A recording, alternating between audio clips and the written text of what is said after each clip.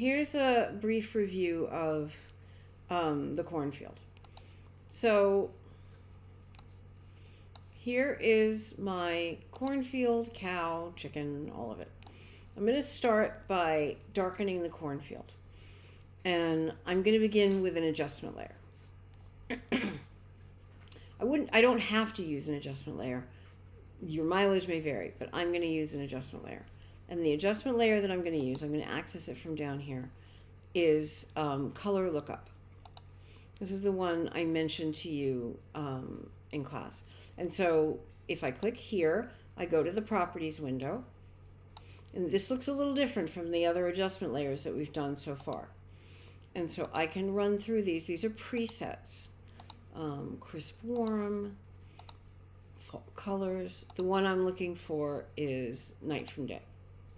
Because when the tractor beam comes down, I want it to look kind of like a moonlit night.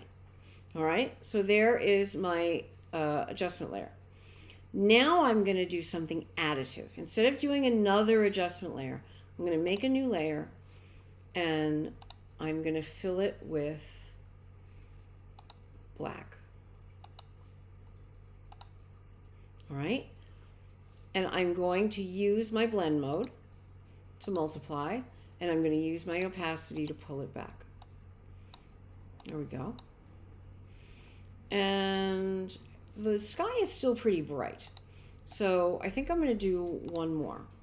I'm going to do another layer. I'll get my black brush, nice and big, and I'm just going to add some black over the sky. And again, I'll multiply it and I'll dial it back a little bit. So when you're working with light and shadow, this is what you're doing. You're working in layers. You're using your blend modes. You're using your opacity. You're using your adjustment layers. Whatever gets you to the finish line is what you're going to use. Now, I need to create my tractor beam for my little alien. So I'm going to need, I already have a layer mask for my adjustment layer.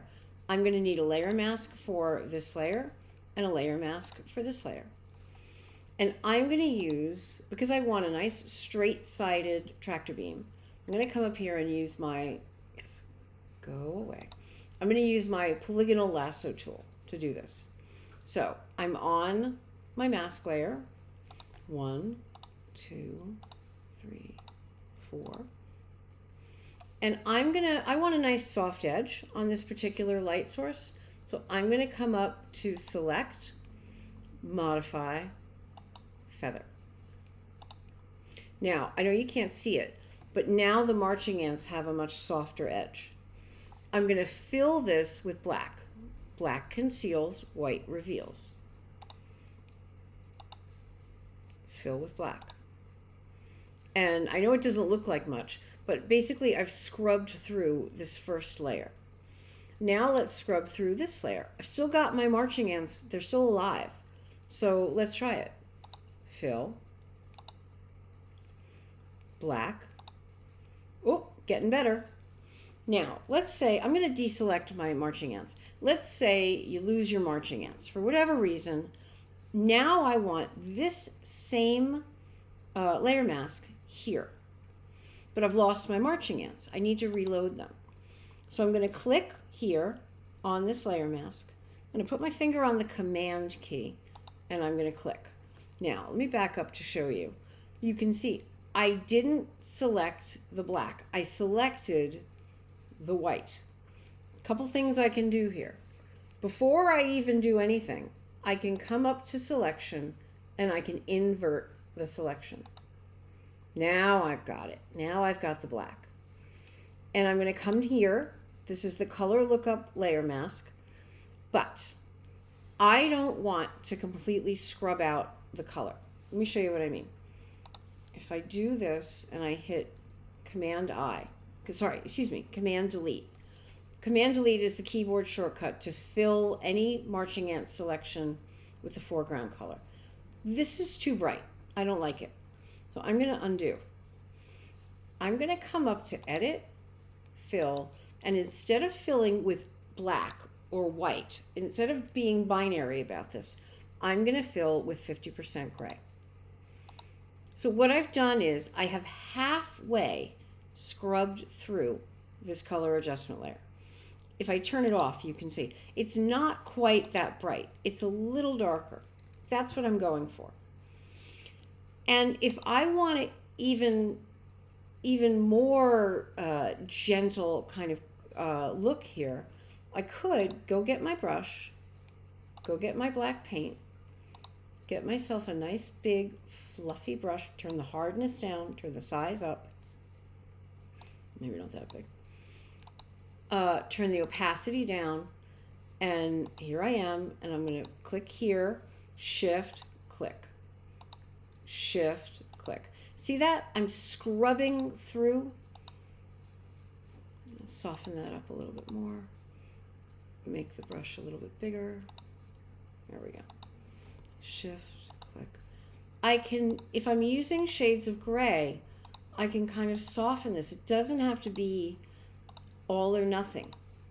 I can kind of sculpt the light as it comes down so that it's brighter in the middle and softer on the edges.